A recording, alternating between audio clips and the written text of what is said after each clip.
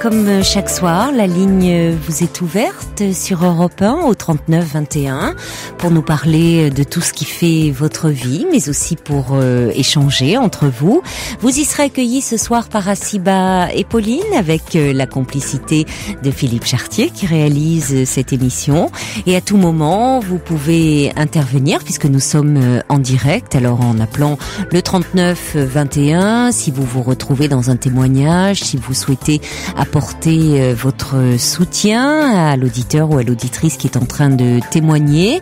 Vous pouvez également nous envoyer un courriel sur le site europe1.fr ou un SMS au 7 21 21 code nuit 39 21. Je vous attends. Europe 1, Caroline Dublanche. Alors hier soir, nous avons évoqué la souffrance au travail, notamment grâce au témoignage de Saïda qui nous confiait sa détresse. Elle était victime de harcèlement de la part d'une supérieure hiérarchique, harcèlement qui l'avait conduit à faire une tentative de suicide sur son lieu même de travail. Je sais que Saïda est à l'écoute ce soir puisque nous l'avons eu juste avant l'émission pour lui transmettre des contacts, puisque certains d'entre vous avaient souhaité entrer en relation avec elle. Alors justement, il y a beaucoup de mails qui sont arrivés. Vous avez été très nombreux et nombreuses à témoigner hier soir au sujet de cette souffrance au travail. Alain, notamment, nous avait écrit. Alain est délégué syndical et donc il précisait que si Saïda pouvait recueillir des témoignages de sa tentative de suicide auprès des autorités médicales qui ont dû la soigner, il faut très vite aller voir l'inspecteur du travail, seul ou avec le délégué syndical de l'entreprise. Et le harcèlement devrait devenir moins fort, nous dit Alain. Sandrine, elle avait téléphoné, mais on n'avait pas pu prendre son témoignage parce que, je le disais, vous étiez très nombreux à vouloir témoigner. Sandrine nous disait donc par courriel, elle nous dit, on se rend compte que ces problèmes de harcèlement se situent beaucoup chez les fonctionnaires et particulièrement dans le milieu médical. Il n'y a aucune humanité et ils arrivent à nous dégoûter de la passion de notre métier, nous dit Sandrine. Plus aucune motivation, les gens deviennent aigris et bien souvent la direction ferme les yeux quant à ce gros malaise. Madouce justement nous dit: j'ai fait une formation dans le cadre de mon travail hospitalier en tant que soignante. Beaucoup de nous sont victimes de harcèlement de supérieurs ou de collègues liés aux difficultés de ce milieu et également lorsque nous avons un mandat syndical. En conclusion, pour vous aider, n'hésitez pas à saisir la HALD. Cela en vaut vraiment la peine car il vous aide dans le montage du dossier pour votre défense. Et puis Margot qui dit voilà que ce sujet l'avait beaucoup intéressé, sujet évidemment au cœur de l'actualité.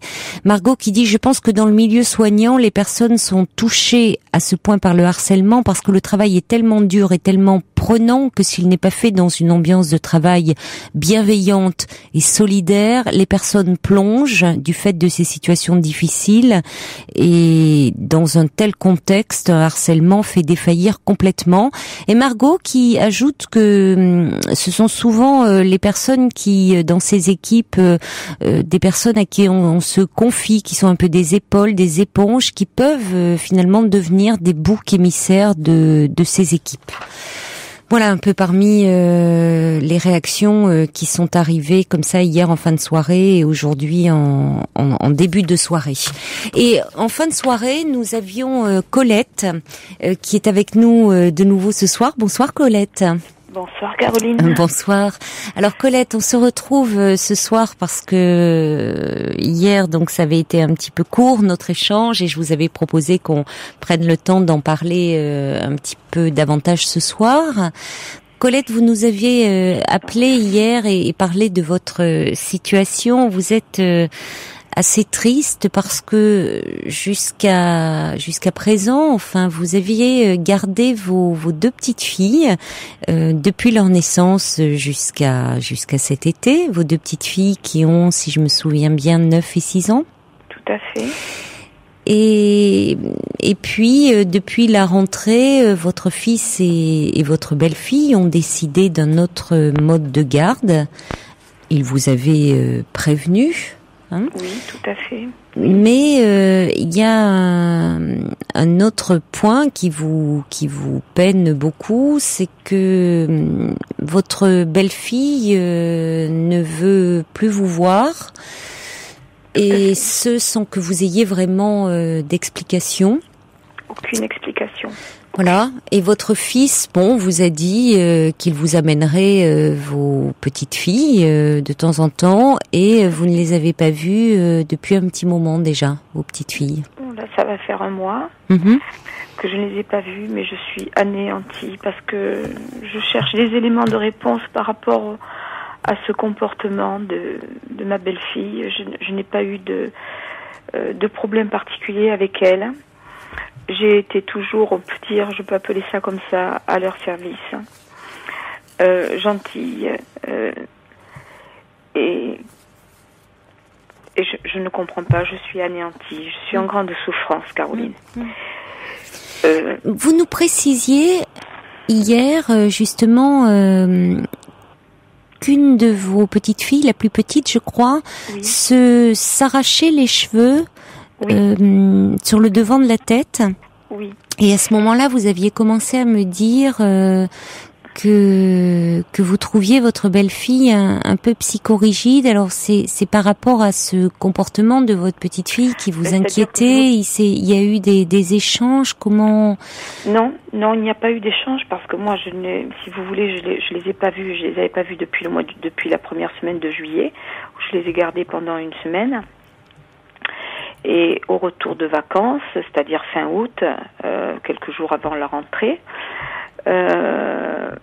mon fils m'appelait et il me dit voilà maman, on va faire les courses pour la rentrée scolaire de fournitures. Est-ce qu'on peut te laisser les petites pour l'après-midi, pour être tranquille pour faire les achats? Ben oui, pas de problème.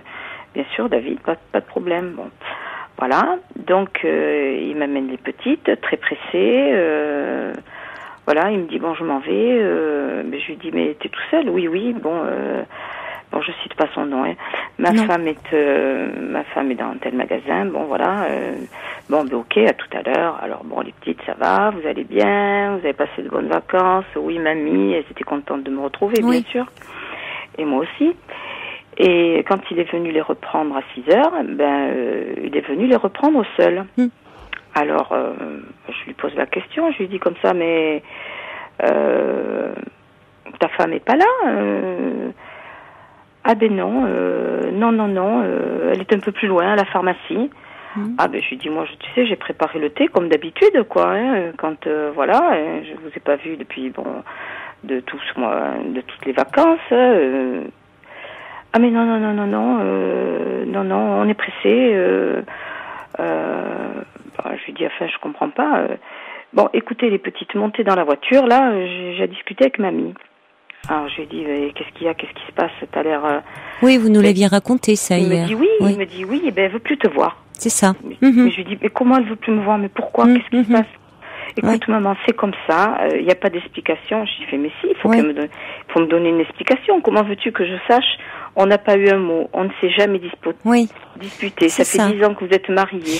Oui, et c'est là où je vous demandais, et je vous demandais, mais enfin, qu'est-ce qui se passe? Et c'est là où vous aviez commencé, et on arrivait en fin d'émission, donc vous n'aviez pas pu développer. Voilà. Et c'est là où vous aviez commencé à me dire, alors il faut que je vous dise, ma petite fille de 6 ans s'arrachait les cheveux, et je trouve ma belle-fille un peu psychorigide, et où on n'avait pas pu continuer cet échange. Je me souviens très bien de ce que vous me racontiez là. Donc il me rappelle 2 jours après, puis il me dit, voilà, bon, 2 jours avant la rentrée scolaire, maman, est-ce que tu peux prendre les petites 2 jours avant? Enfin bon, les 2 jours avant, ça commence le jeudi, l'école, donc le mardi et le mercredi. Je lui dis oui, bon, pas de souci. Donc je les ai eus 2 jours, et puis en arrivant, j'ai vu la petite qui avait plus de cheveux, et je lui ai dit, qu'est-ce qui se passe là? Qu'est-ce qu'elle a fait?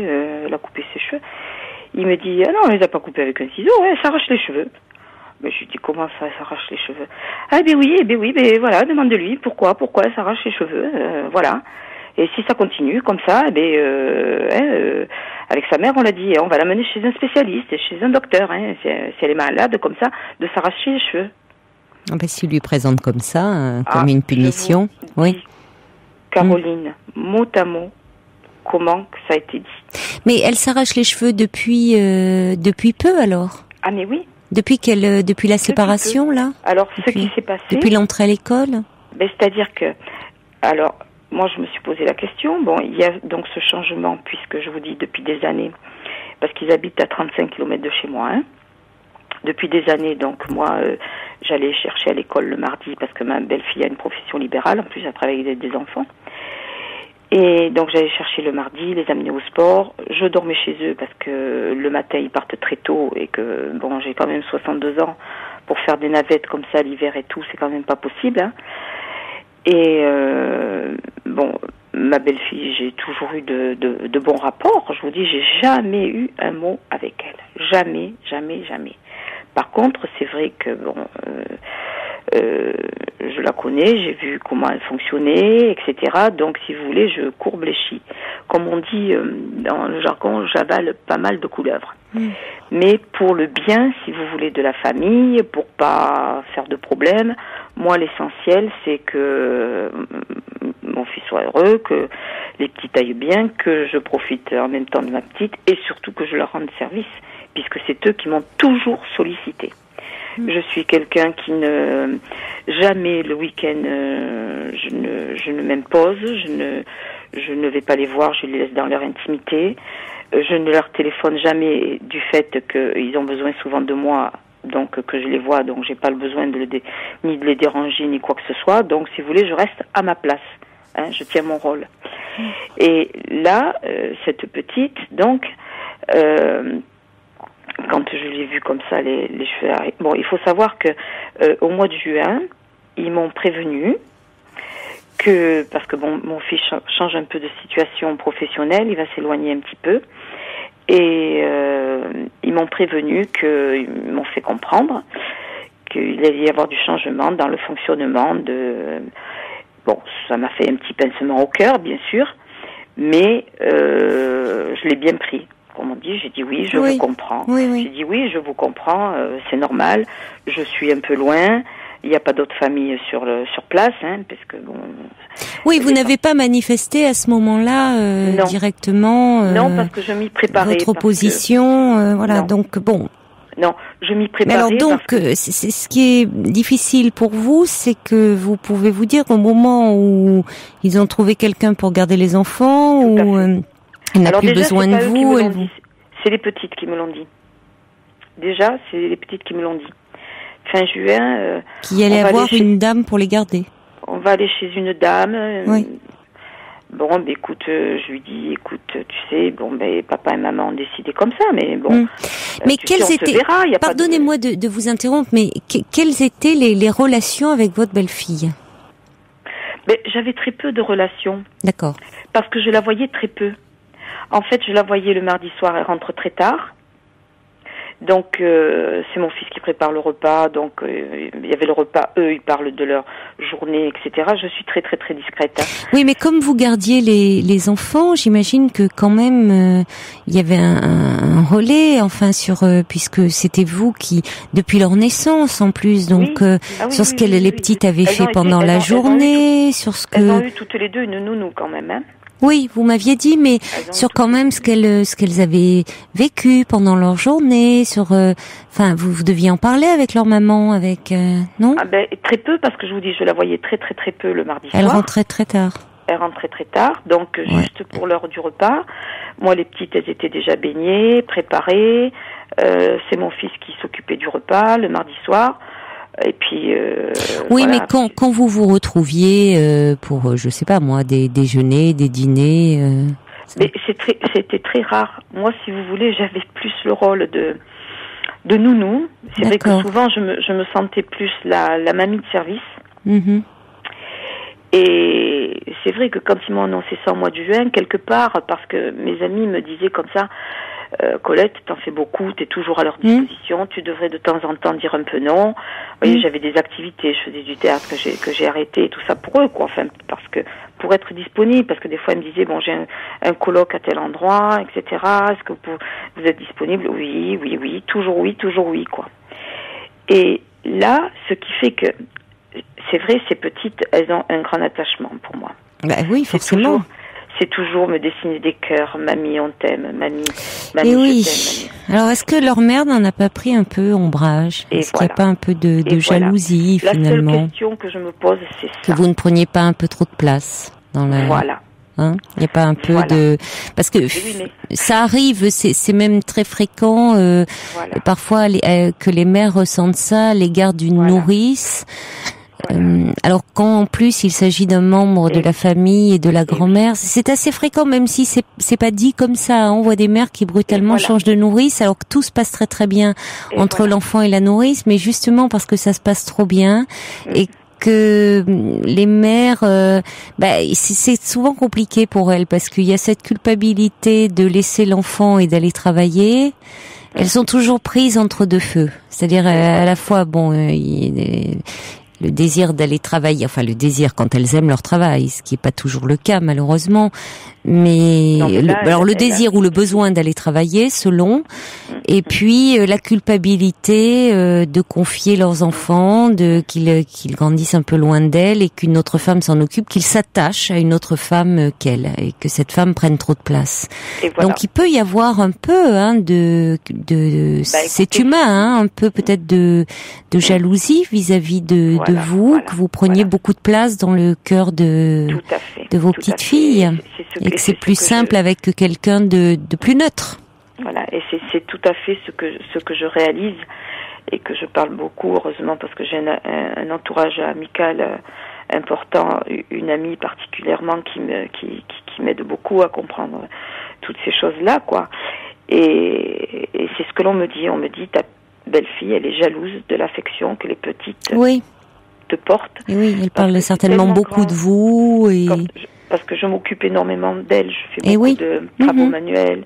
Si vous voulez, quand elles me disent, oh, toi, c'est bien, mamie, quand on est avec toi, c'est cool.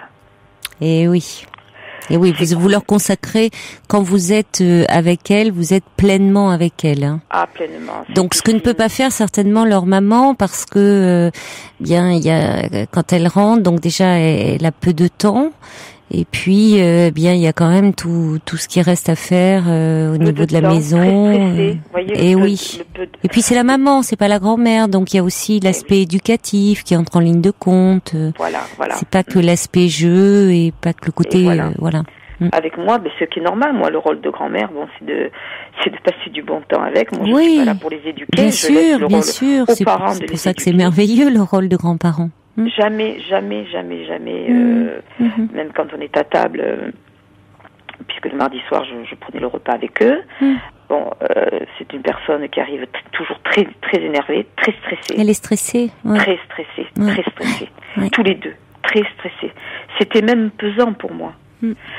C'était pesant et jamais je n'ai ouvert ma bouche à faire... Mais tiens-toi bien, ça suffit, je parle avec ton père, j'en ai eu assez comme ça toute la journée, des enfants, alors maintenant on se calme, on mange. Elle travaille avec des enfants? Pas. Oui, elle est orthophoniste. Ah oui. Et donc, si vous voulez, elle a ce stress de la journée. Oui, oui. Et pourquoi tu manges tout ce pain? Et si tu manges trop de pain, et puis si tu manges trop de pain, et puis tu vas devenir grosse. Tu vas te regarder après dans une glace si t'es grosse. Ouais. Alors qu'elle est pas grosse du tout, hein, en plus de ça. Et la petite, c'est le contraire. Elle est très très menue. Bon, faut savoir que je les ai amenées très longtemps chez le médecin, parce que bon, elle aime avant tout sa profession. Hein, c'est voilà. Oui, bah ça, oui. C'est son passionnant. cabinet pour elle, c'est tout. Oui, elle s'investit beaucoup. Oui. Voilà, elle s'investit beaucoup. Elle faisait plus de 50 heures par semaine.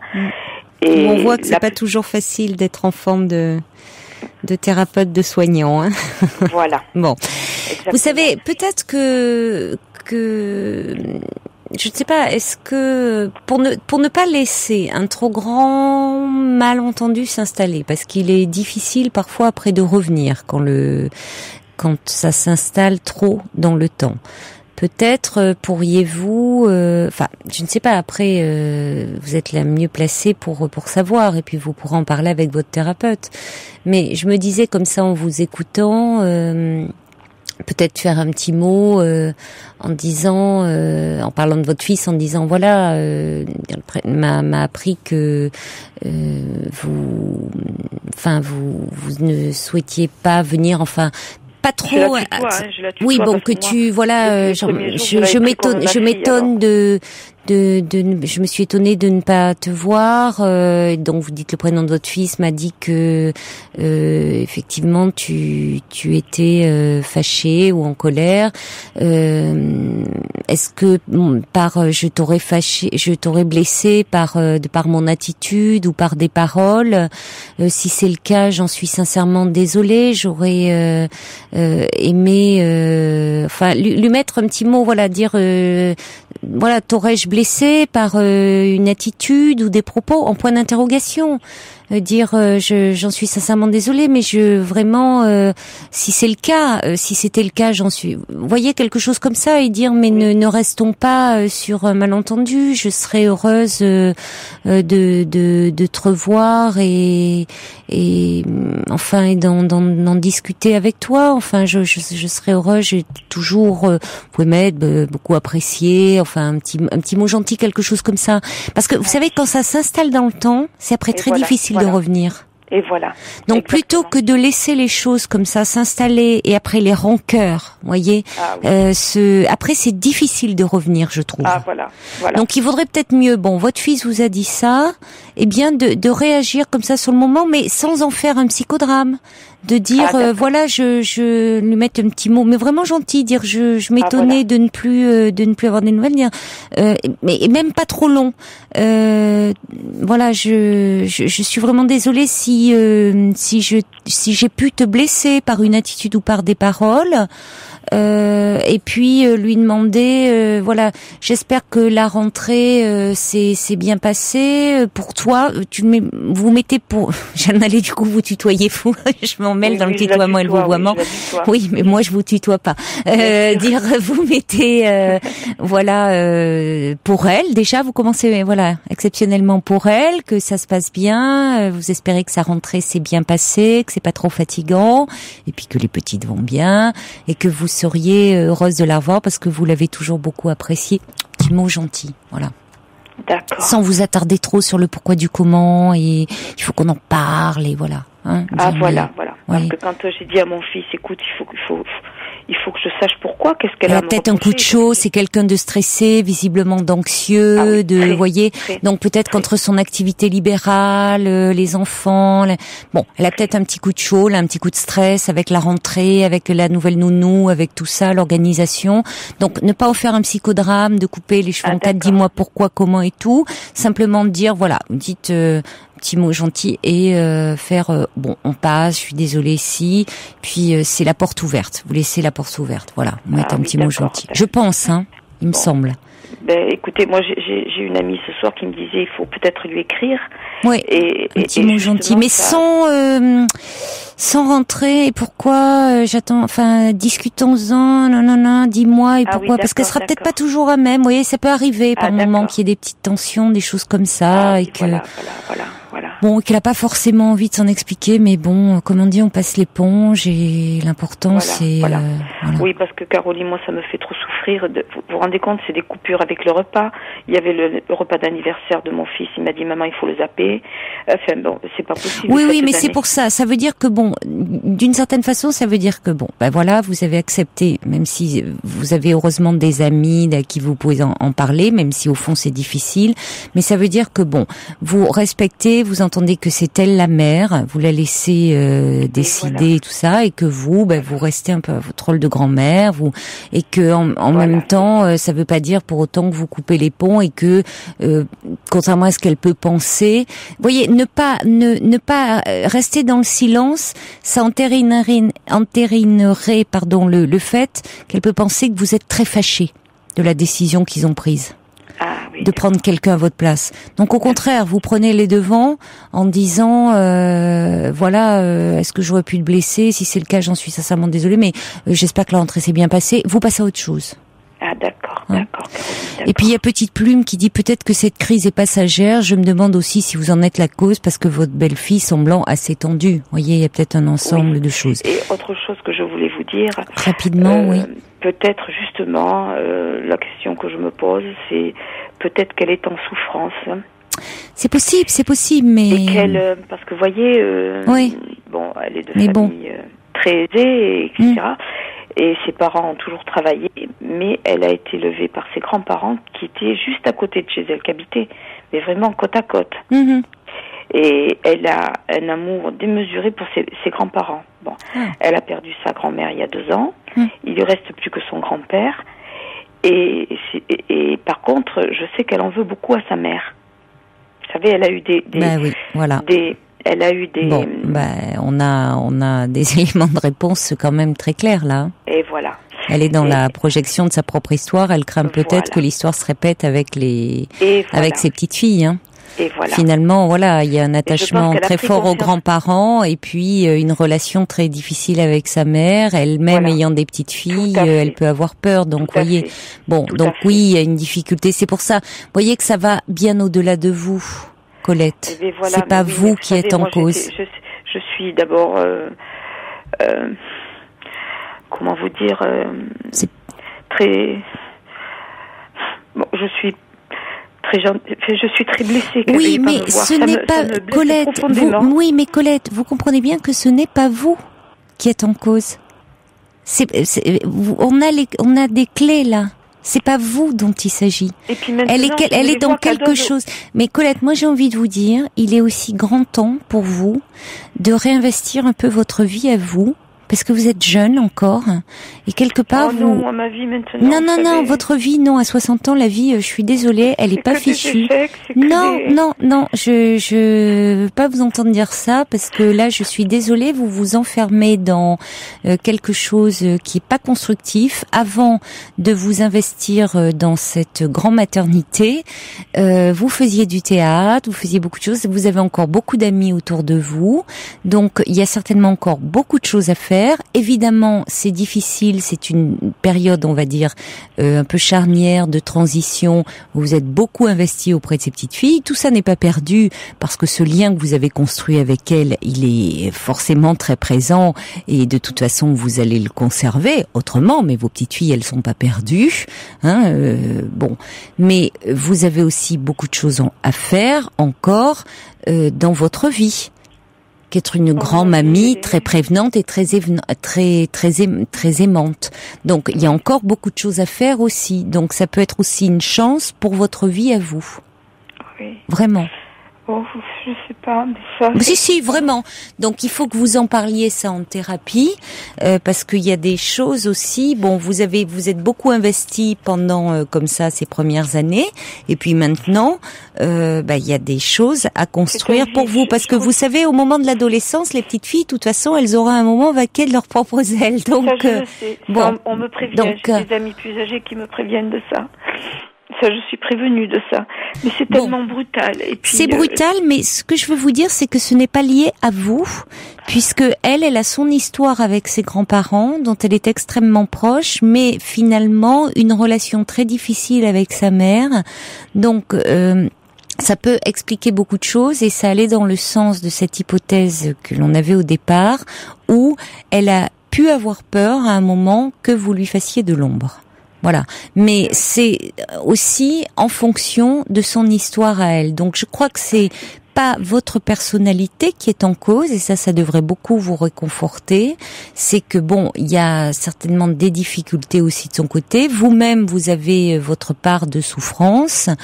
Voilà. Bon, mais ça va vous permettre peut-être de revenir au fond, des relations plus apaisées et peut-être vous verrez plus harmonieuses, plus équilibrées, où chacune aura vraiment sa place.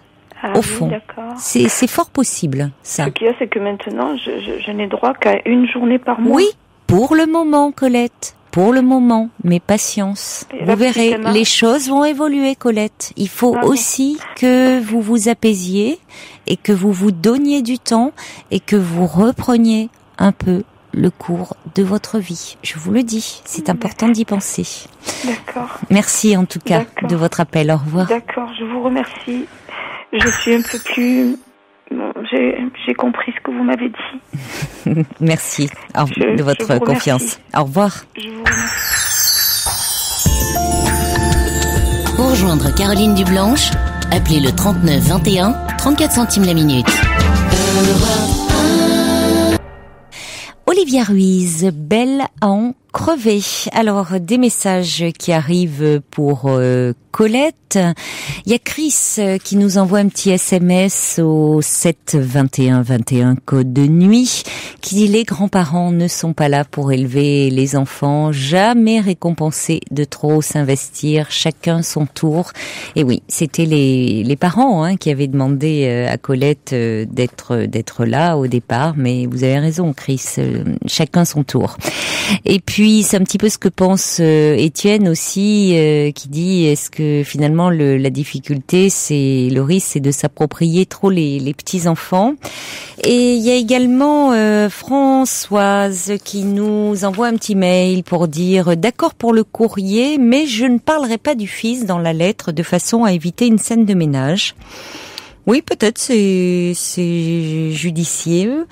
De tout cœur avec Colette, dont on sent tout le désarroi et le tact, qu'elle pense un peu à elle. Elle peut s'épanouir aussi en dehors de ses petites filles, nous dit Françoise.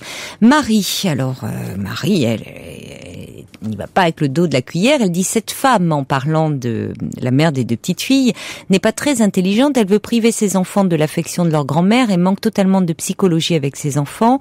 Elle devrait apprécier ce bien précieux qu'est l'amour d'une mamie. J'ai subi moi-même la même chose de la part de ma belle-sœur. Il y a 8 ans que nous sommes fâchés. J'en ai beaucoup souffert car nos enfants cousins ne se voient plus. Mes enfants n'ont que ses cousins. Maintenant, nous nous sommes fait une raison et nous vivons sans eux. Dommage.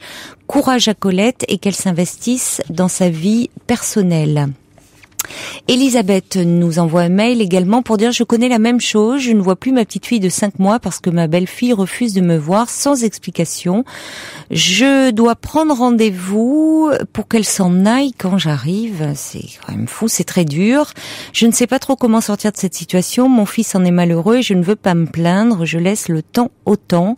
Courage à votre auditrice, vous pouvez transmettre mon mail, nous dit Elisabeth. Jean-Marie qui dit: Colette, vous êtes une mamie gâteau, n'ayez pas peur et ayez confiance, patientez, ce n'est qu'un mauvais moment à passer. Oui, parce que je crois qu'il faut tenir compte quand même du passé, de l'histoire de cette jeune femme qui est la maman des deux petites filles là. Et bon, il y a quelque chose de son histoire personnelle qui ressort, ayant elle-même été élevée par ses grands-parents, et je pense qu'elle a peur que Colette lui fasse un peu d'ombre.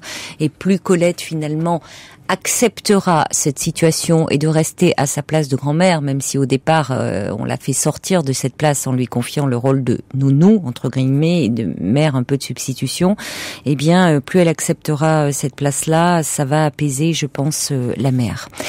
On accueille maintenant Michel. Bonsoir Michel. Bonsoir Caroline. Bonsoir. Merci de m'accueillir sur votre antenne. Donc en fait, je vous téléphone pour une amie en fait qui a des gros problèmes. Oui. En fait, c'est une femme battue. Oui, en effet. Et elle m'a appelé en fait hier. Et je l'ai rappelé donc aujourd'hui. Donc sur son portable, ça répondait pas. Sur son fixe, ça répondait pas. Finalement, elle m'a quand même retéléphoné sur son fixe. Et j'écoute, on va se voir, tout ça. Il faisait beau et tout ça. Non, je veux pas sortir. Mais je viens de chercher, il n'y a pas de souci. Donc à force de l'appeler, donc finalement je suis allée chez elle. Oui. Donc quand je suis arrivée chez elle, finalement elle a pas ouvert sa porte non plus. Donc il y avait quelqu'un qui était en bas. J'ai écouté, aidez-moi pour ouvrir la porte d'accès dans son immeuble. Donc arrivée en haut du palier, donc elle a quand même ouvert. Écoutez, c'est mon amie, je l'ai vue dans un état c'est pas possible. Je l'ai vue dans un état délabrement, elle a 54 ans, mais je la reconnaissais pas. C'est-à-dire quand je l'ai vue, je la reconnaissais pas. Mais vous l'aviez pas vue depuis longtemps ? Comment ? Vous l'aviez pas vue depuis longtemps ? Je l'avais pas vue de 15 jours. Mais délabrement, c'est-à-dire délabrement, je la reconnaissais plus, donc ses cheveux défaits, ça peut arriver. Mais son visage, il était marqué, plus que marqué, donc ça m'a marqué tout ça. Mais je dis mais qu'est-ce qui se passe Donc elle a quand même ouvert sa porte.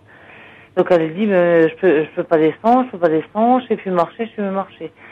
Donc qu'est-ce qui se passe Donc j'écoute, je peux pas tester moi comme ça, c'est pas possible. Je dis Martine, je peux pas tester dans un état comme ça. Oui. Donc non, mais moi je veux pas. Après elle avait mal partout, donc elle a un bleu à l'œil. Et après, en plus, elle est au 4e étage sans ascenseur. Et moi, je peux pas descendre. Mais si, on va descendre et on va déposer plainte tout de suite. Donc on est allé, en fait, en bas de chez elle, il y avait un commissariat. On est descendu là. On a déposé plainte. Et en fait, c'était pas là, c'était ailleurs. Voilà. Donc déjà là, ça passait pas. Après l'autre commissariat, et donc on a fait toute. Donc quand on est allé là, en fait, il y avait 5 pages, un dossier, 5 pages. Donc tout un dossier, voilà. Vous êtes Madame ci, Madame là, qu'est-ce que vous avez fait, là. Elle venait d'être frappée là.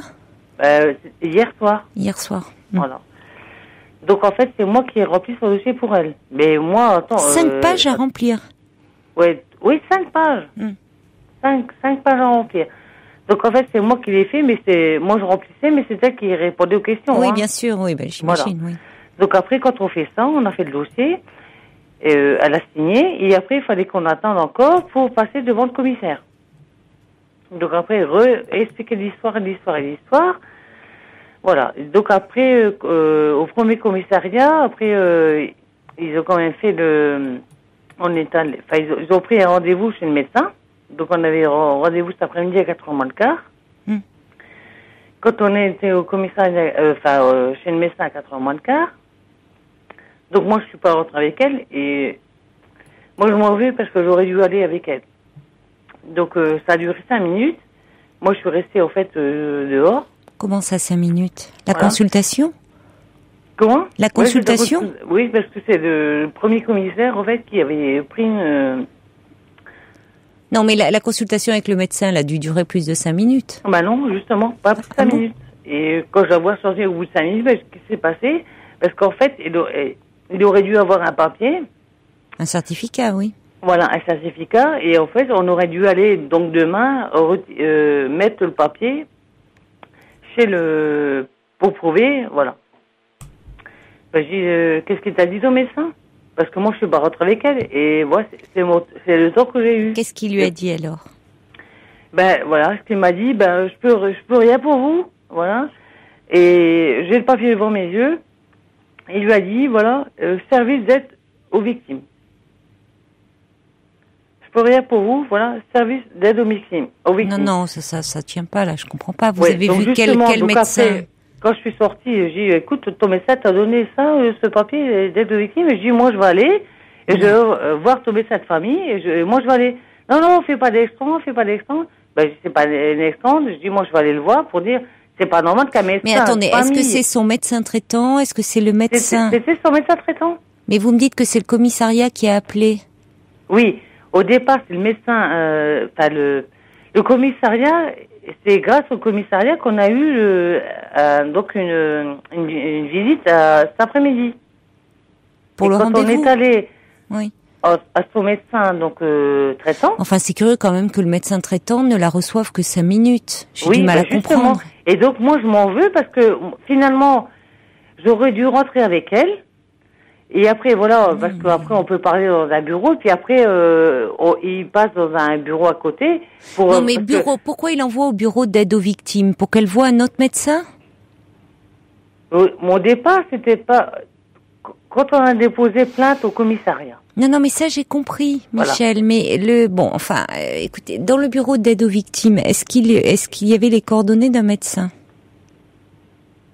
Non, en fait, l'aide aux victimes, c'est son médecin qui l'a donné. Mais j'ai compris ça, hein, Michel. Ouais. Mais est-ce qu'il l'orientait vers un autre médecin plus spécialisé pour faire une ITT, une incapacité temporaire de travail, ce que lui pouvait faire?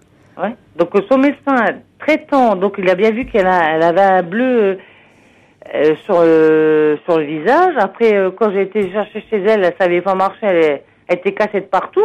Oui, non, mais là, écoutez, moi, je comprends pas. Ans, on aurait dit qu'elle avait 80 ans. Non, mais dites-moi, dans ces cas-là, il faut aller voir un autre médecin. Ben oui.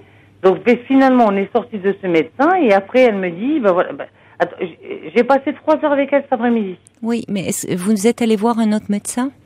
Mais non, parce qu'elle veut pas. Elle veut pas, elle a peur de son mari.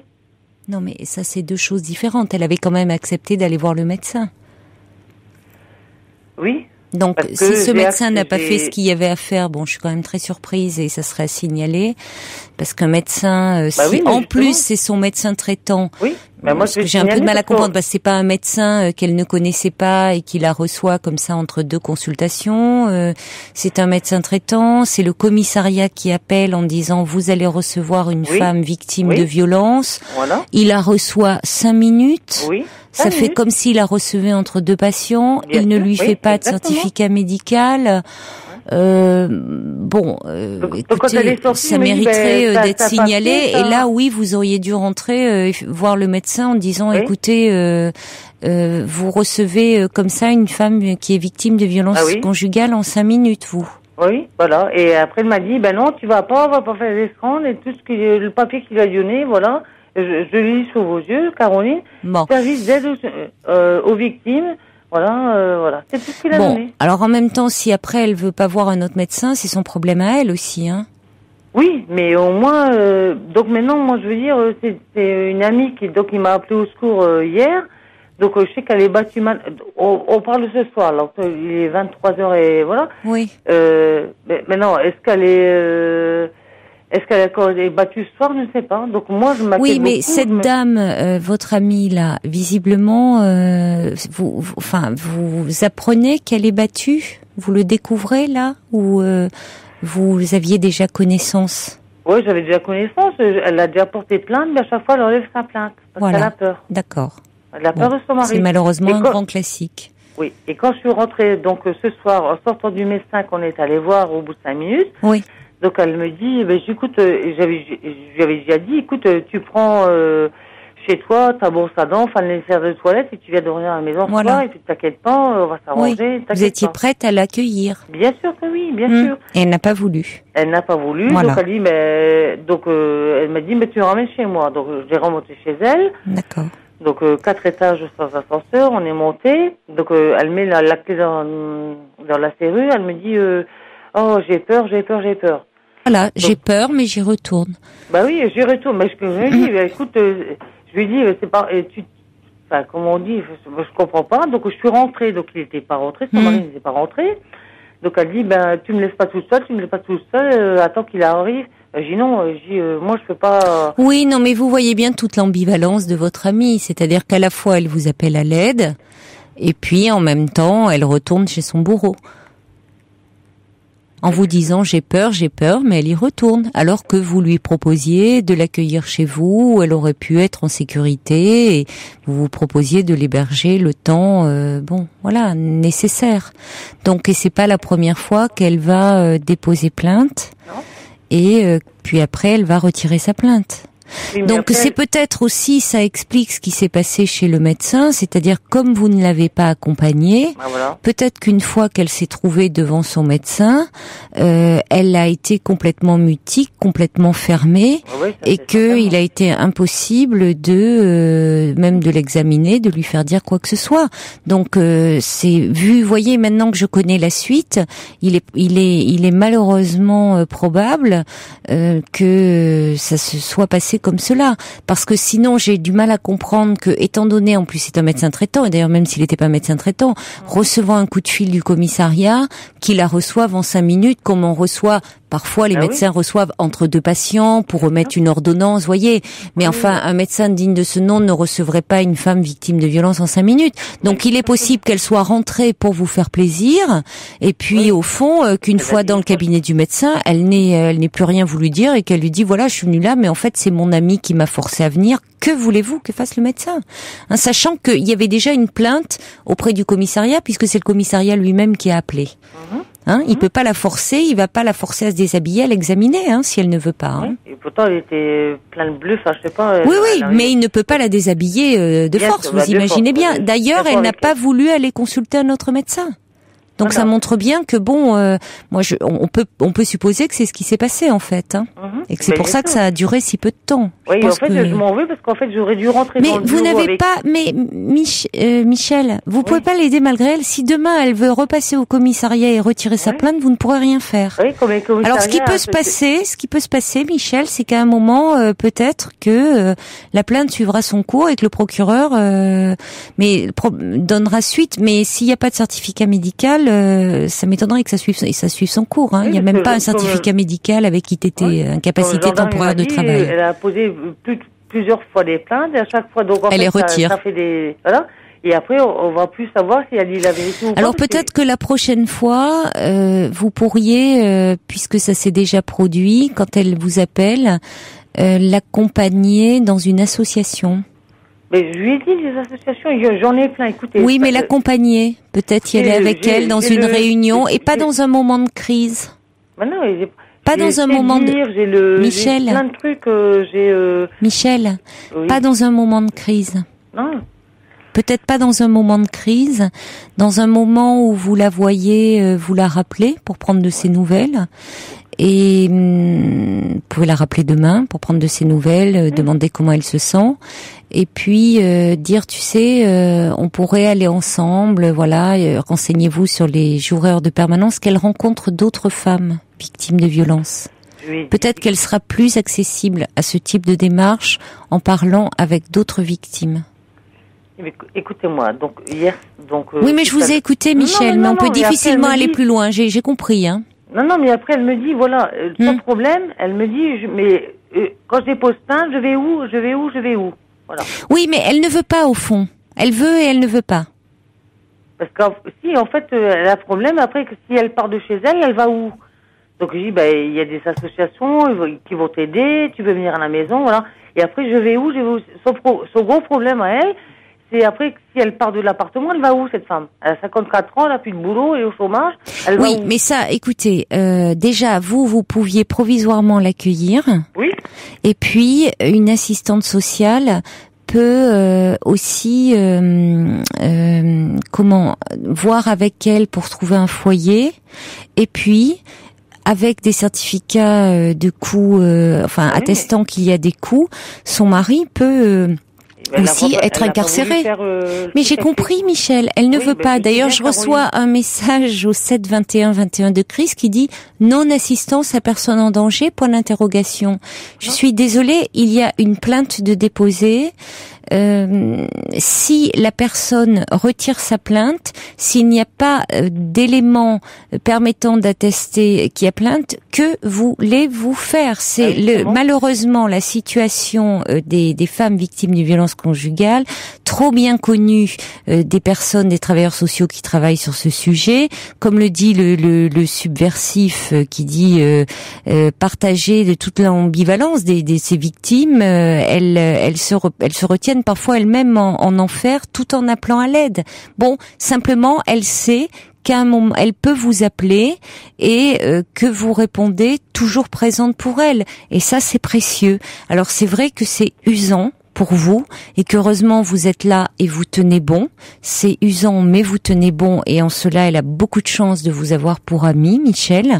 Mais je vous dis peut-être pas dans un contexte de crise, renseignez-vous sur les permanences à votre mairie des associations pour les personnes, les femmes victimes de violences conjugales et à ce moment-là, avec votre amie, allez un jour à une permanence, elle sera peut-être plus accessible à une rencontre avec d'anciennes femmes ou des femmes victimes de violences pour un partage d'expérience. Peut-être que là, il pourra y avoir un déclic chez elle. On peut l'espérer en tout cas. Et puis, il y a également, évidemment, le 3919 que vous pouvez communiquer à votre amie, également, qu'elle peut appeler. Elle a le numéro du commissariat aussi, mais également le 3919, qui est le numéro pour les personnes victimes de violences conjugales. Voilà, merci en tout cas de votre appel et merci d'être là pour votre amie. Au revoir. Toutes vos confidences à Caroline Dublanche au 39 21. 39 21. 34 centimes la minute.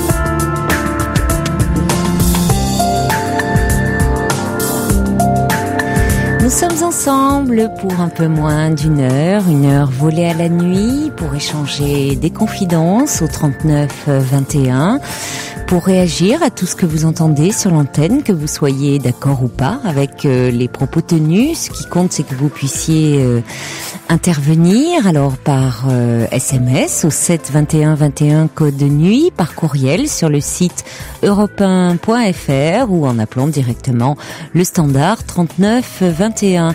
Je reçois un mail d'Hubert. Hier, justement, on parlait de la souffrance morale au travail et quelqu'un avait fait la réflexion pour dire qu'il y avait eu que des femmes qui s'étaient exprimées à l'antenne. Hubert nous écrit en nous disant « Je fais partie de la fonction publique hospitalière au placard depuis 1995. Les hommes parlent peu, c'est vrai, du harcèlement moral. Les preuves sont difficiles à fournir. La direction divise nos amis et collègues. Je suis devenue invisible. » On accueille maintenant Anthony. Bonsoir Anthony. Bonsoir Caroline. Bonsoir. Bonsoir. Déjà, je vous appelle. J'aimerais remercier les standardistes. Ah merci. Merci pour elle. Merci à vous aussi de m'accueillir. Mais vous êtes les bienvenus. Merci. Mais je vous appelle souvent. Je vous écoute souvent. Je vous appelle parce que voilà, je suis papa. Oui. Et depuis l'âge de 18 ans tout pile quoi. Oui. Et je suis ému Caroline. Oui, ça s'entend. Vous avez une petite voix. Je suis ému quoi. Parce que c'est pas facile pour moi d'en parler. J'en parle. Et en fait, voilà quoi. Ça fait 5 ans que j'ai pas vu mon fils. Oui. C'est compliqué. Je suis ému Caroline. Alors je vais vous aider un petit peu. Donc vous avez un petit garçon qui a aujourd'hui 7 ans, il y a 7 ans le 14 janvier. Il a eu 7 ans. Non, il va avoir 7 ans. Il va avoir 7 ans. Le 14 janvier, ouais. Mmh. Donc vous l'avez vu jusqu'à ses 2 ans. Oui. Qu'est-ce qui s'est passé par la suite? Pourquoi à ce moment-là vous ne l'avez plus? Déjà vous avez été un très jeune papa à 18 ans. Ouais. Sa maman, votre compagne avait le même âge que vous? Non, elle avait un an et demi plus que moi quoi. D'accord. Mmh. Mais ce qui s'est passé, c'est que elle a eu un passé difficile. Oui. Moi, pareil. On a été rejoints par une décision de justice. Je suis ému, franchement, je suis ému. Je vous écoute tous les soirs, ça me fait bizarre de passer. Mais bon, faut que j'en parle un petit peu quand même. Et en fait, ce qui s'est passé, c'est que moi, j'ai perdu ma maman à l'âge de 13 ans. Oui. Donc, bon, soit j'ai grandi en foyer. Bon, j'y étais heureux. Votre père n'a pas pu prendre le relais, s'occuper de vous? Non. Bon, soit j'ai été placé. Moi, j'ai rencontré sa mère. Moi, après, je suis parti dans des, on va dire, dans des vieux délires. Bon, soit j'ai été placé par décision de justice. On a voulu me mettre dans un lieu de vie. Et dans le lieu de vie, c'est quoi un lieu de vie? Un lieu de vie, c'est par rapport à des jeunes qui sont par rapport à des cas social. C'est un lieu de vie, c'est par exemple quand le jeune il part un petit peu trop à la dérive. Oui. Et par rapport à la justice, c'est qu'on le place dans un lieu de vie pour qu'il se coupe de ses vieilles fréquentations. Je dis vieilles fréquentations, c'est oui, même si vous étiez jeune. Ouais, mais voilà, j'étais jeune. Avec des éducateurs, vous voulez dire? Ouais. C'était ouvert ou fermé? À moitié, quoi. À moitié. Bon, soit on m'a donné un carnet, puis on m'a dit il faut choisir entre ces lieux de vie. Et bon, moi j'ai choisi un endroit, c'est en fait ils faisaient des voyages en Afrique. Oui. Des voyages en Afrique pour jeunes en difficulté. J'ai posé ma candidature. Et bon, j'ai eu rendez-vous, j'ai été accepté. Et j'ai rencontré une fille à ce moment-là qui était dans la même difficulté que moi. Je dirais pas pourquoi. Moi, j'ai mon histoire, elle a son histoire. Mais bon, et c'était le grand amour, quoi. Par rapport à tout, par rapport à notre vie, et on a eu un enfant ensemble. Moi, je suis revenu en France. Elle, on a continué notre histoire. Et bon, voilà, elle est tombée enceinte.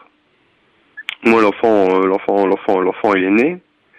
Je l'ai reconnu, mais bon, on est passé au tribunal après, j'ai eu un droit de visite, 4 heures par mois. Et ça, je l'ai pas accepté, c'est ma faute, quoi. Je l'ai pas accepté. Pourquoi seulement ce droit de visite 4 heures par mois? Parce que, à l'époque, j'étais en foyer jeune majeur. D'accord. Jeune majeur, malgré que j'étais mineur. Bon, ça, c'était un vice de procédure, mais Vous n'aviez pas encore tout à fait 18 ans, donc. Ouais, oui, voilà. Et mon fils, il est né. Moi, je l'ai reconnu. J'ai fait un acte de reconnaissance prénatale. Oui. Bon, soit il a été reconnu, tant mieux, mais en même temps, c'est normal. C'est important, oui, que vous l'ayez fait.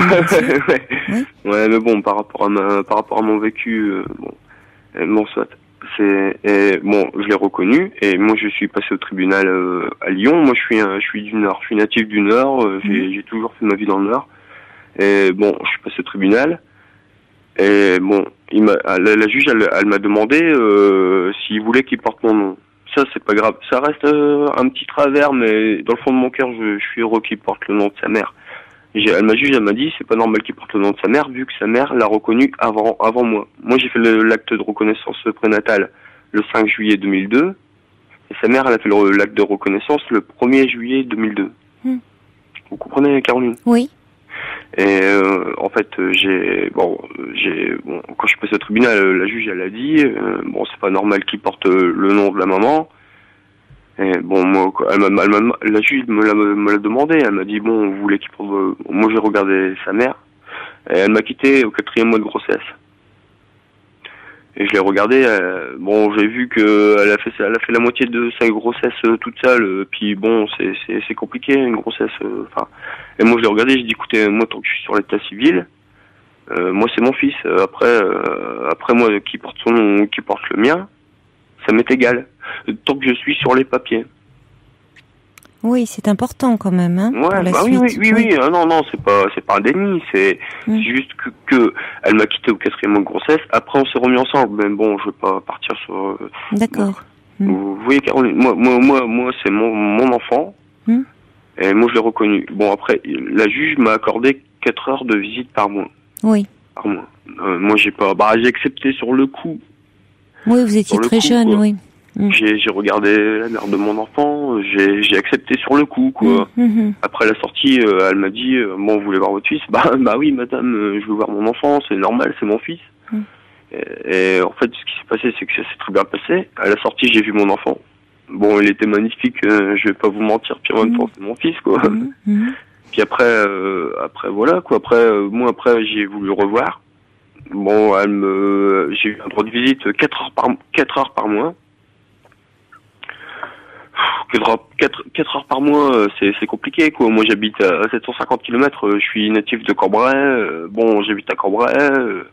Mon fils, il est né à Lyon. Bon, c'est pas en TGV, c'est vite fait, quoi. Mais moi, sa mère, elle m'a fait entendre que écoute, moi, tu m'as fait un enfant. Plus tard, ce sera un beau gosse. Je vous dis les termes tels qu'elle me l'a dit. Plus tard, ce sera un beau gosse. Écoute, je veux pas que tu interviennes dans son éducation. Bon, au début, je me suis dit bon, allez, laisse couler, laisse passer la tempête, quoi. Mais bon, et depuis ce temps-là, un mois après, j'ai passé mon permis. J'étais heureux d'avoir mon permis. J'y suis allé. Puis, ça fait 5 ans que je l'ai pas vu, quoi. Et il vous manque? Écoutez, madame, j'y pense tous les jours, quoi. Je me lève tous les jours, je me regarde dans le miroir. Pour moi, je suis transparent, quoi. J'y pense tous les jours. Ça me tue, cette histoire. Mais c'est possible de le revoir? Écoutez, j'ai eu des photos. Il vit avec sa mère, là? Non, mais avec sa mère, le dialogue, il est rompu, quoi. Non, mais est-ce qu'il vit avec elle? Écoutez, moi, aux dernières nouvelles, j'ai appelé son père, il est militaire. Il lui a envoyé une lettre. Le père de qui? De votre... De Karine. Karine, la mère de mon enfant. Oui. Il lui a envoyé une lettre et tout. Moi, je l'ai gardé précieusement. J'ai fait un petit dossier par rapport aux lettres qu'elle m'a envoyées elle, pour lui dire, écoute, plus tard, c'est toujours au mieux plus tard. Et moi, ça me tue, quoi. Mais bon, j'ai appelé son père. Et son père, il m'a dit, écoutez, je suis content de vous parler. Ça fait, à chaque fois, j'ai reçu Karine ce Noël. Mais bon, ça, c'est encore partir sur un autre débat, quoi. Son père, il a divorcé de sa mère. Vous voyez, nous, tous les deux, on est des enfants, on est des enfants de la DAS, quoi. Faut dire ce qui est, quoi. Voilà, quoi. On a tous les deux des histoires compliquées. On peut pas vous réduire à ça. Hein. Et puis, enfant de la DAS, c'est pas péjoratif, Anthony.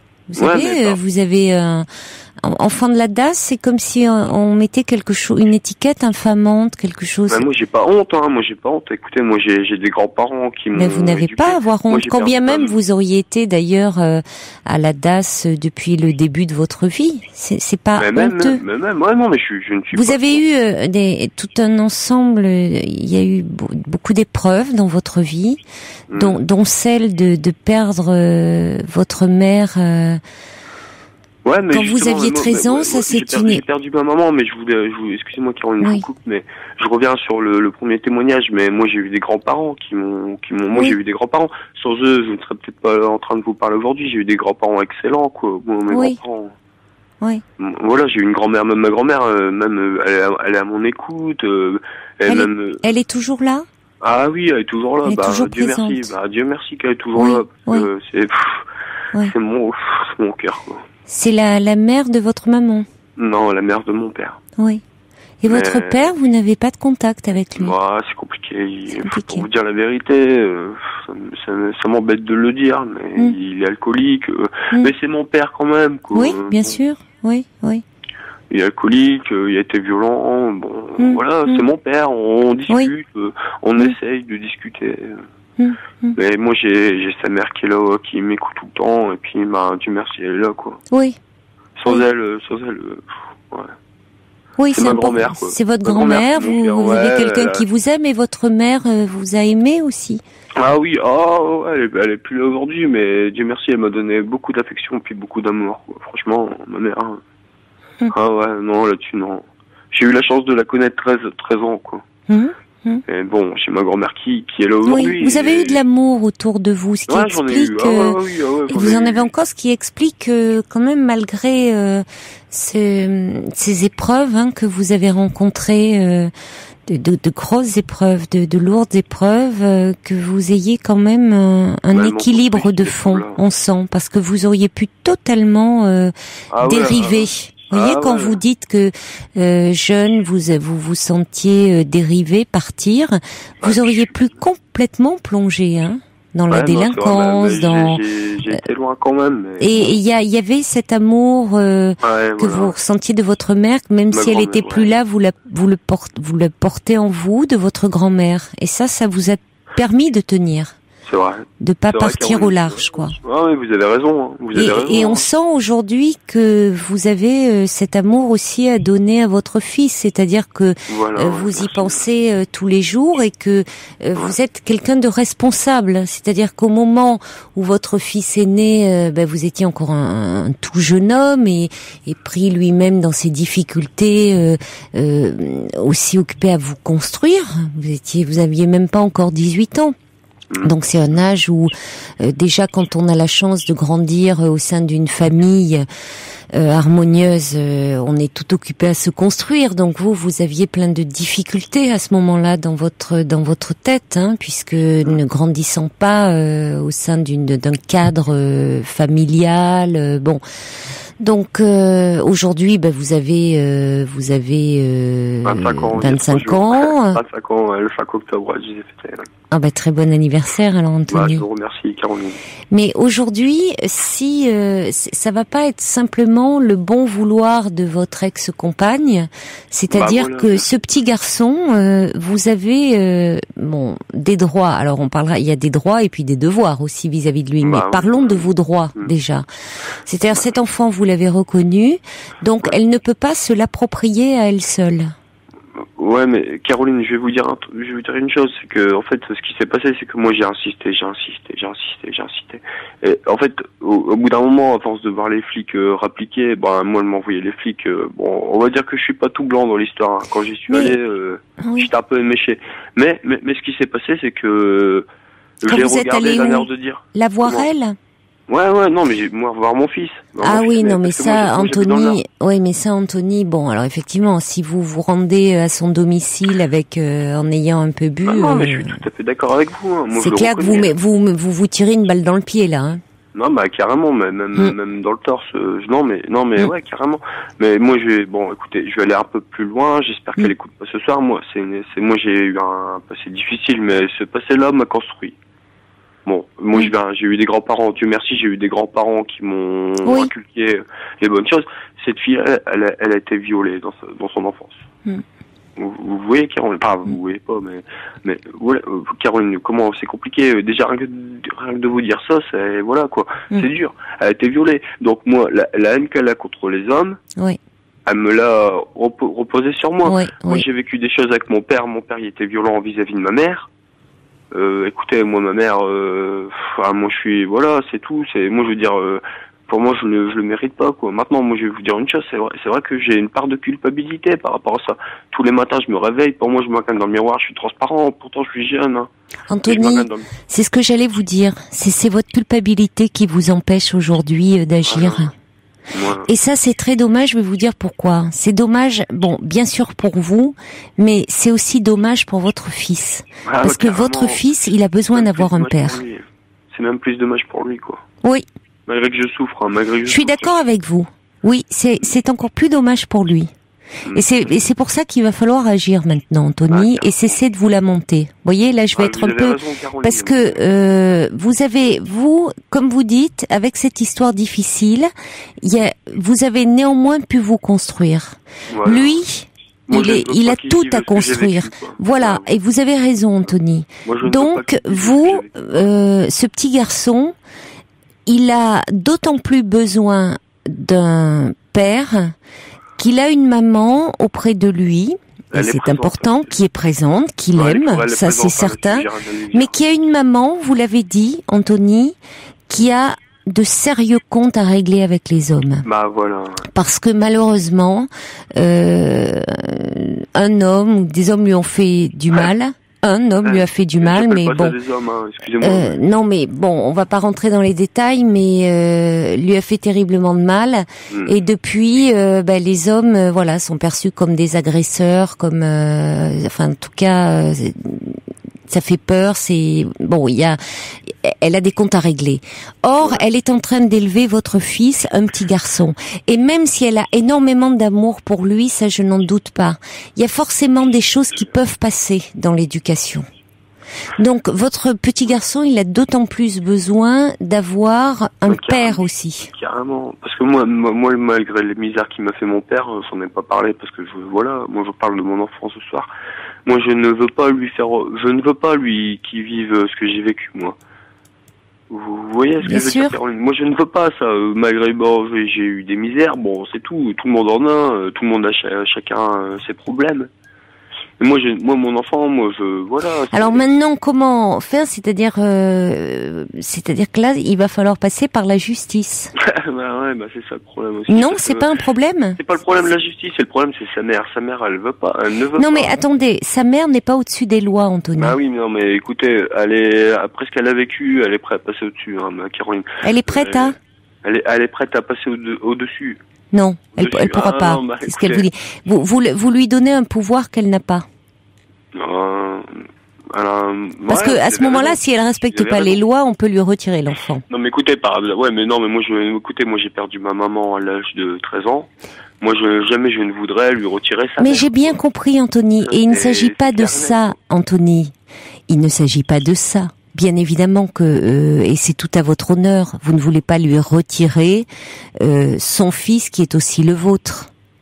Il s'agit simplement que ce petit garçon ait tout autant la possibilité d'être avec sa maman et d'être avec vous, son père. Il a pas à être amputé d'un des deux parents. Oui, voilà. Mais donc, moi, qu'elle soit en souffrance, vous avez plusieurs choses qui vous empêchent d'agir. C'est votre culpabilité par rapport au fait que pendant ces années-là, oui, vous n'avez pas donné suite parce que vous étiez occupé à d'autres choses, parce que vous étiez perdu vous-même dans votre vie. Alors vous vous dites, est-ce que j'ai le droit de réapparaître dans la vie de ce petit bonhomme aujourd'hui ? Et puis vous avez perdu aussi votre maman à l'âge de 13 ans, et comme vous dites, je vais pas maintenant comme ça, vous savez à quel point une mère c'est important, et vous voulez pas porter préjudice à votre fils. Mais il s'agit pas de retirer votre fils à sa mère. Vous voyez, c'est qu'il voit ses deux parents.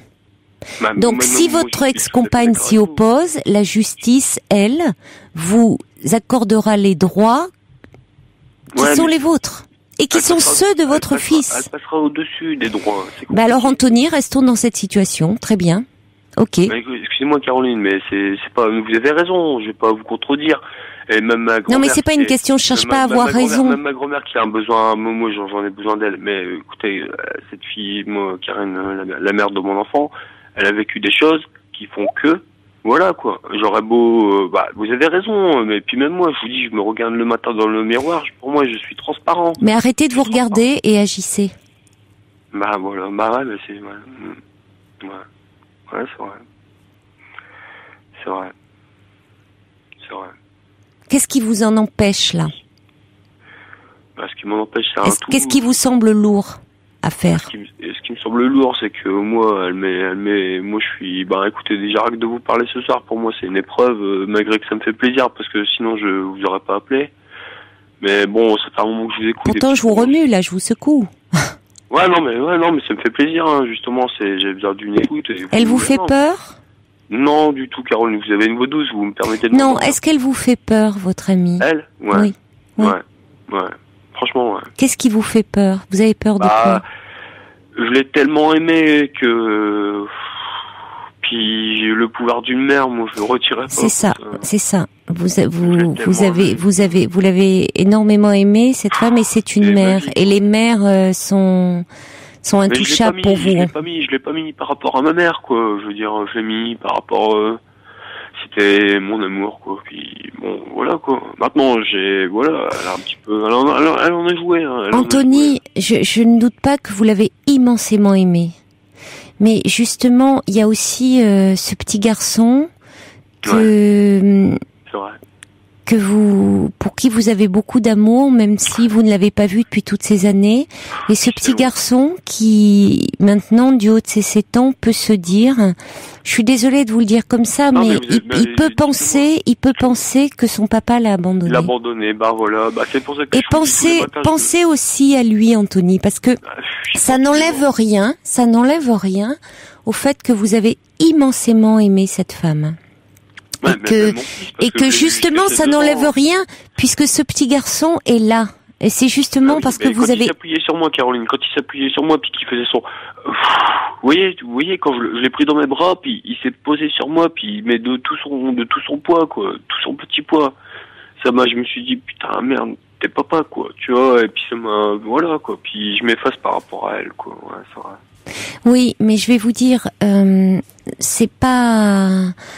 Vous savez, Anthony, là, j'ai l'air de vous bousculer, de vous pousser à agir, mais parce que je pense, je trouve que vous avez beaucoup à donner. Je vais vous lire les messages qui arrivent pour vous. Il y en a beaucoup qui arrivent au 7 21 21. Vous allez voir ce que vous déclenchez aussi comme réaction. Mais parce que je me dis que c'est du gâchis de rester comme ça à ne pas réagir. C'est du gâchis pour vous parce que vous restez comme ça dans une souffrance, et c'est du gâchis pour votre petit garçon. Et je sais au fond qu'il y a quelque chose qui vous dépasse, qui est le fruit d'une longue histoire, qui est pas seulement l'histoire de vous et de votre petit garçon, mais qui est d'une histoire plus ancienne, qui est aussi l'histoire de vous, petit garçon, avec celle de votre père. Et au fond, votre père n'a pas pu être un père pour vous parce qu'il avait... C'est pas faux, mais justement beaucoup de blessures, beaucoup de souffrances, et donc finalement, d'une certaine façon, alors que vous n'avez pas la même histoire, Anthony, vous n'avez pas la même personnalité. Moi justement, je ne mélange pas mon père. Justement, et moi, Anthony, vous ne mélangez pas et vous ne voulez pas faire vivre. Je vais reprendre vos propos. Vous ne voulez pas faire vivre à votre fils ce que vous-même vous avez vécu. Et pourtant, Anthony, c'est ce que vous êtes en train de faire. Non, parce que d'une certaine façon, vous êtes absent. Je suis un lâche, c'est vrai. Je ne me permettrai jamais de dire ça. Non, mais c'est de la lâcheté. Non, Anthony, je ne me permettrai jamais de dire ça parce que ça, c'est un jugement.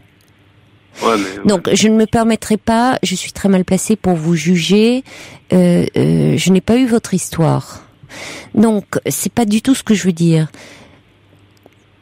Vous êtes en train de répéter, malgré vous, votre histoire de petit garçon avec votre père. Votre père était là physiquement, mais il n'était pas là parce qu'il était trop en souffrance. Non, pas par rapport à mon père, par rapport à ma mère. Mon père, j'ai réglé mes contentieux. J'ai eu plusieurs contentieux avec lui, je les ai réglés, mais bon. Oui, mais vous n'êtes pas là pour votre petit garçon. Carrément. Aujourd'hui. Carrément. Mais vous pouvez l'être. C'est ça, tout est possible encore, Anthony. Vous pouvez l'être. À la frontière espagnole. Oui, je peux. Vous pouvez l'être. Alors, je crois que ce qui serait important, c'est que vous puissiez parler, parce qu'on sent que vous avez besoin de parler de cette histoire. J'en parle à ma grand-mère. Ma grand-mère, elle est là. Oui, vous m'appelez moi aussi. Parce que je vous écoute tous les soirs et ça me fait du bien de vous en parler parce que je suis quelqu'un de pudique, j'aime pas parler de mes problèmes, mais ça me fait du bien quand même. Oui, mais moi je crois qu'il faut aller en parler aussi avec de façon un peu plus approfondie avec un thérapeute, de parler de vous. Écoutez, j'en vois depuis que je suis tout petit. Oui, je m'attendais à cette réponse, Anthony. Comme souvent les jeunes ou les enfants qui ont été placés dans des foyers. Et je sais et je la comprends, cette réaction de réticence, voire de refus, parce qu'ils en ont marre. Ils en ont marre. C'est vrai que depuis, je vous comprends, depuis le placement. Non, mais bon. C'est qu'ils ne me comprennent pas, c'est tout. C'est comme ça. Mais peut-être que quand vous étiez plus jeune et tout ça, c'était les psys de l'institution et que vous rejetiez tout en bloc. Non, j'ai vu des bonnes personnes. J'ai vu des bonnes personnes qui m'ont écouté. Et quand ils m'ont dit, et je me suis dit, ils ont rien compris au film, c'est tout, quoi. Malgré que c'est pas un film, c'est le film de ma vie, quoi. Ils ont rien compris, je vais pas Bon. Le film, c'est vous qui l'écrivez, Anthony. Je vais vous lire voilà. des réactions alors d'auditeurs. D'accord ? Ouais, on est parti oui. parce qu'il y en a beaucoup. Alors Ouais, ouvrez grand vos oreilles, Anthony. Caroline, Comment ?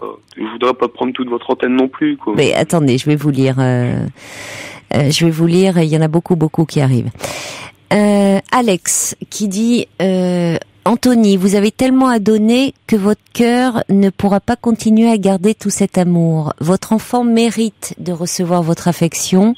Puisez en vous le courage de vous battre pour cela. Vous en avez les moyens, c'est sûr. Amitié. Ah, merci Alex. Alors. Vous dit Alex. Merci Alex, ça me fait du bien, quoi. Bah, ça me fait plaisir, quoi. Merci Alex. Maude qui dit quel témoignage bouleversant et plein de maturité. Anthony, fonce pour ton fils.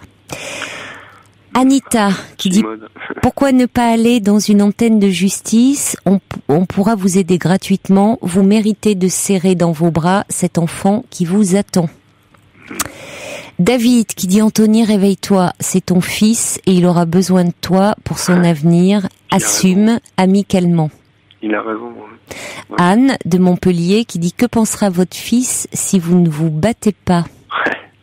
Elle a 200 balles, c'est ce que je me dis tous les matins, puis tous les soirs. Ouais, elle a raison. Hein. Après, un message, là j'ai pas la signature, qui dit votre fils a besoin de l'image d'un vrai papa. Si elle vous empêche de voir votre fils, elle y sera contrainte. Plus de compromis, sinon vous le perdrez. Et puis, il y a Jean-Marie qui dit votre enfant aurait pu porter votre nom et celui de votre ami. Vous pouvez demander une révision de votre dossier. Non, mais non. Écoutez, Ça, moi, tant que je suis sur les papiers, non, moi, elle porte le nom de sa maman. Alors, on arrête là-dessus. En tout cas, il y a que d'intelligence du cœur. Vous êtes émouvant. La vie va se charger de vous rendre justice, mais ne lâchez pas. Restez debout et affirmez-vous. Ouais, il n'y a pas tort, c'est eux qui disent quand même. Ouais. Emeline dit, puisque vous n'êtes pas déchu de vos droits parentaux, vous avez la justice avec vous. Une ordonnance du juge oblige la mère de votre fils à vous laisser le voir. Anthony, même très jeune, semble très lucide et sensible. Courage mon gars, ça va s'arranger.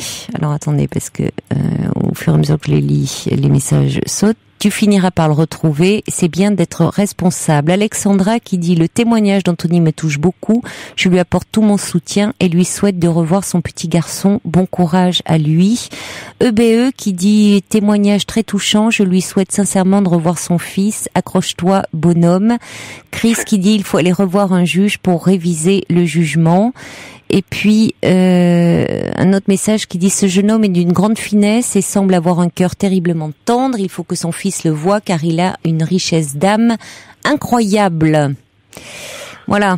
Merci à tout le monde. Franchement, merci, ça me fait chaud au cœur, quoi. David qui nous écrit « Anthony est le témoignage vivant que recevoir de l'amour pendant son enfance rend très fort. Alors, vous pouvez porter plainte dès demain pour non-présentation. Je suis convaincue que vous avez toutes les qualités pour être un excellent papa.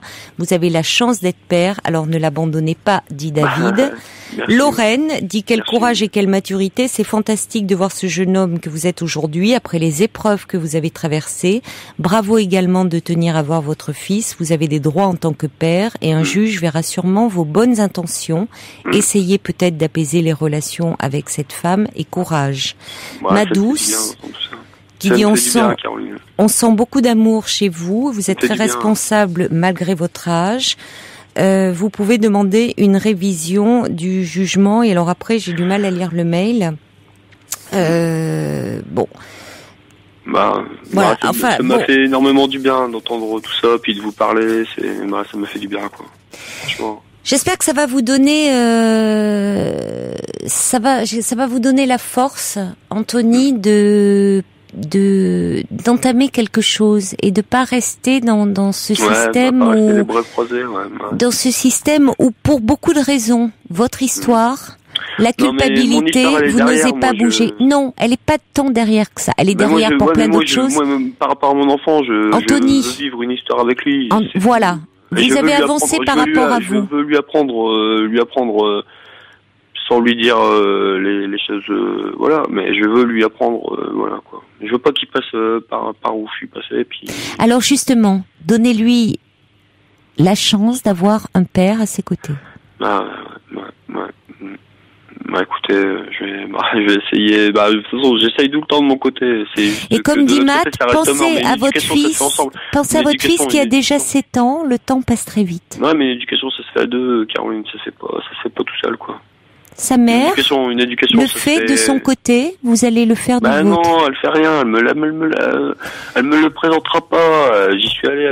Alors on baisse les bras et on fait rien, Anthony.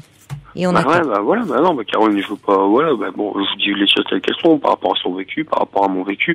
Bon, ça, mon vécu, ça c'est pas, mais c'est juste que, j'aurais beau faire, il y aura beau avoir toutes les décisions de justice, c'est pour ça que je vous appelle ce soir. Il y aura beau, Vous donnez beaucoup trop de pouvoir à cette femme et aux femmes en général. Et aux femmes en général.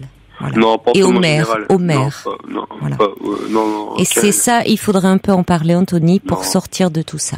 On peut pas aller plus loin parce que je crois que vous vous enfermez un peu dans votre raisonnement. Réfléchissez à ce qu'on a dit, à tous ces messages que vous avez reçus. Moi, je remercie. Et j'espère que ça vous permettra d'avancer. Je remercie tous les auditeurs, en tout cas, ça m'a fait chaud au cœur. Et je vous remercie aussi, Caroline, et je remercie les standardistes qui m'ont permis de vous parler ce soir. Donnez-nous de vos nouvelles. Ouais, okay. D'accord. Je vous remercie, Caroline. Passez une bonne nuit. Merci. Au revoir, Anthony. Au revoir. Toutes vos confidences à Caroline Dublanche au 39 21. 39 21. 34 centimes la minute.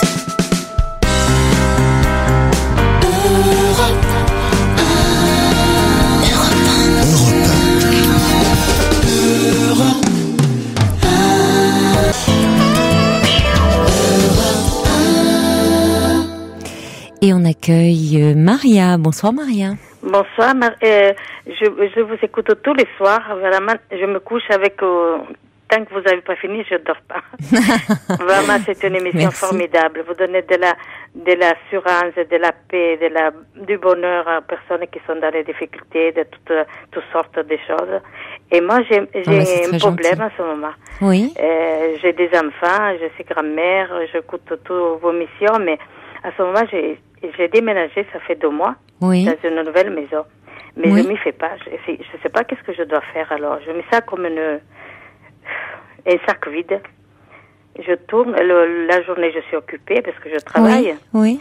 Mais le soir, je sais pas, je sais comme si j'étais chez quelqu'un, je sais pas encore chez moi. Vous n'êtes pas chez vous. C'est peut-être un peu tôt, hein, Maria. Vous étiez depuis, ça faisait combien de temps que vous étiez dans votre ancienne maison? 40 ans. 40 ans, oui, vous vous rendez compte? J'ai dû partir, j'ai laissé tous mes souvenirs là-bas. Et pourquoi vous avez dû partir? Je suis veuve, en plus ça fait 11 ans que je suis seule. Mais j'ai des enfants, ils sont très gentils, mais tout ça, parce que ça a été vendu. D'accord, et vous n'étiez pas trop d'accord avec cette vente? Non, c'était... C'était obligé, moi je voulais c'était pas obligé, acheter, vous ne pouviez pas l'acheter, d'accord. Alors donc c'était obligé que je parte, il fallait le faire quoi. Et vous avez pu amener vos meubles, oui, oui. J'ai reconstituer un peu. Je me suis débarrassée parce que si on peut pas tout garder quoi. Oui. Et non, l'appartement il est bien quoi, mais seulement c'est moi que je n'arrive pas à me faire quoi. Oui. Je sais pas si ça va passer parce que mes enfants je dis pas. Hein. Bon ça va, oui ça va, mais je sens que c'est pas ça. Vous savez, c'est compliqué. Vous avez passé 40 ans dans un appartement, vous aviez tous vos repères. C'est toujours un peu difficile de changer de lieu, surtout que vous ne l'avez pas décidé. Voilà. C'était pas un choix de votre part. Cet appartement a été mis en vente. Vous auriez bien aimé l'acheter, mais vous ne pouviez pas. Donc vous avez été obligé de déménager. Oui. Vous l'avez fait un peu à contre-cœur, même beaucoup, ce déménagement. J'ai laissé tous mes souvenirs là-bas, de toute une vie, quoi. Et oui, vous voyez, comme vous dites. Donc là, vous vous retrouvez, vous avez l'impression d'être, comme vous dites, chez quelqu'un. C'est-à-dire pas encore chez vous. Vous n'avez pas trouvé vos marques, vos repères. Vous êtes un peu transplanté. Ça déstabilise beaucoup un un déménagement. C'est je sais pas si c'est que moi que comme ça. Oh non, pas du tout, hein, Maria. Non, c'est souvent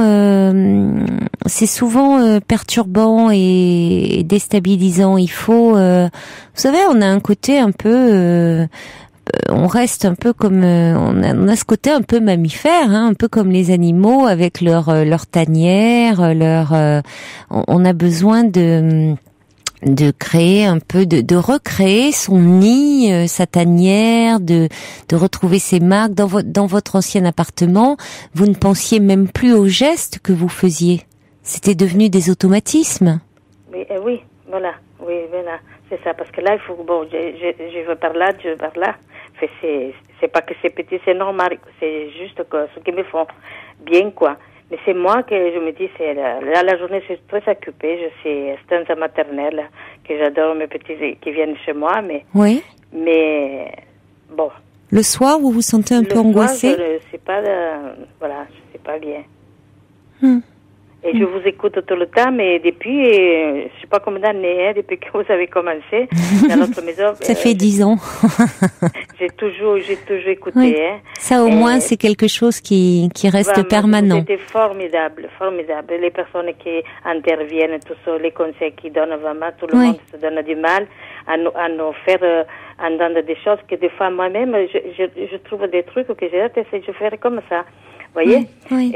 Moi, je suis des origines, pas françaises, mais je me suis intégrée ici, j'adore la France. Vous êtes de quelle origine? Je suis italienne. Italienne. Ah, c'est ce qui vous vaut ce joli accent.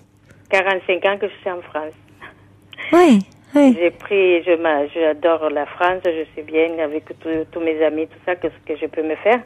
Mais je veux dire ça, je ne le dis pas, je dis même pas ma famille, je dis, parce que me disent, maman, tout va bien, oui, tout va bien, mais c'est moi-même, je dis, mais vous pouvez le dire. Pourquoi vous ne le dites pas? Vous avez peur que vos enfants s'inquiètent? J'ai peur, vous voyez?